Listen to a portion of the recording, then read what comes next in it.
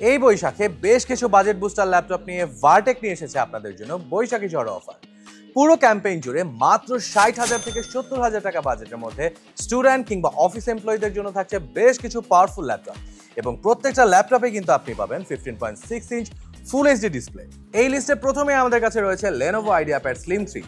এই ল্যাপটপটার প্রাইস আগে 68,000 টাকা থাকলেও এখন কিন্তু অফার প্রাইসে পেয়ে যাচ্ছেন 59,990 টাকায়।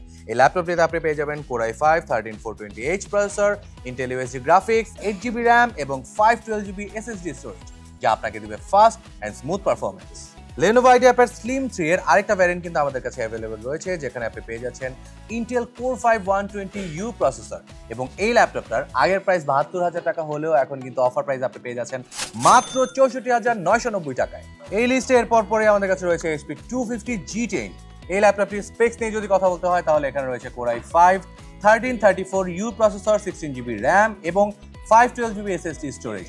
এই ল্যাপটপটার আগের প্রাইস ছিল 72,000 টাকা, যা এখন আপনি অফার প্রাইসে পেয়ে যাবেন 61,990 টাকায়।